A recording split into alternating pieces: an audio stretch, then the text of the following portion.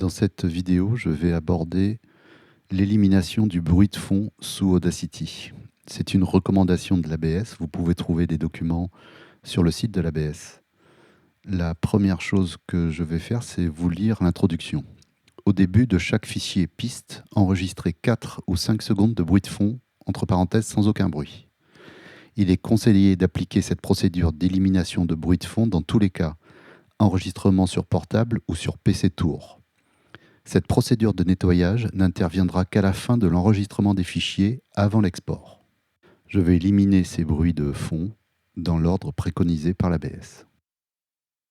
J'ai enregistré un texte avec évidemment un silence comme il est demandé en préambule. Je sélectionne toute la piste en double-cliquant dessus. Je pars dans Effets et je cherche la courbe de filtrage. Ça peut s'appeler curve aussi de filtrage. Et je l'ouvre. Moi, j'ai un petit message d'erreur parce que mon logiciel est un peu vieux. Je valide quand même. Il va m'ouvrir la fenêtre. Voilà, la fenêtre est ouverte. Courbe de filtrage. En bas à gauche, dans le carré gestion que je déplie, je vais dans Réglages d'usine et je sélectionne 100 Hz grondement. En bas à droite, je valide. La fenêtre va se fermer et l'opération va s'exécuter. La deuxième chose à faire, c'est justement maintenant de sélectionner cette partie vide qu'on a laissée avant le premier mot de mon texte. Je sélectionne la partie où il n'y a aucun mot d'enregistré, il n'y a que le bruit de fond d'enregistré.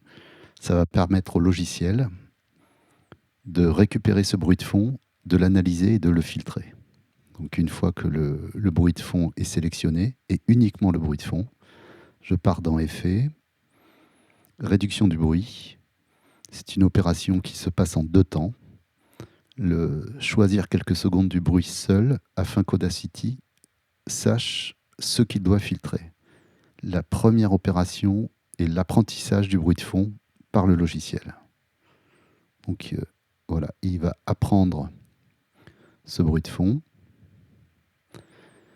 Et la deuxième phase, c'est sélectionner la piste entièrement, retourner bien sûr dans Effets, Réduction du bruit, et dans la première fenêtre, 12,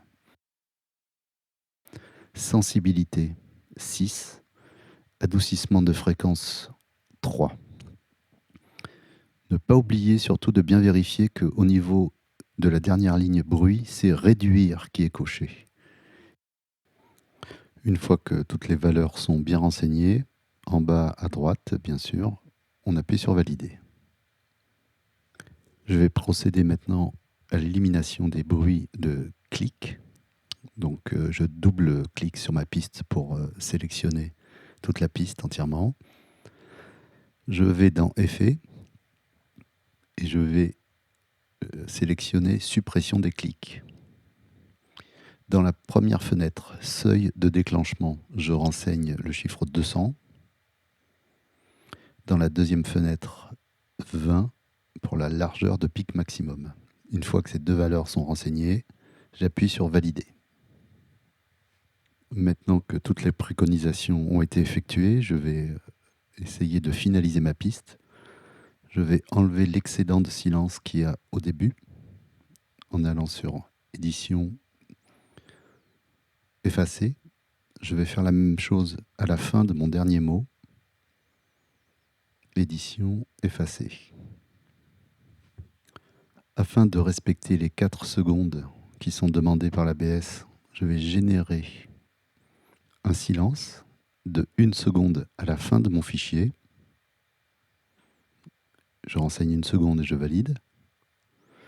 Et je vais mettre mon curseur au début de mon fichier pour générer, toujours dans l'onglet Générer, un silence de 3 secondes. Ce qui me fera un total entre le début de mon fichier et la fin de mon fichier, un total de 4 secondes. C'est ce qui est demandé par l'ABS. Ici, 3 secondes et à la fin, 1 seconde. Voilà, maintenant ma piste est prête à être exportée.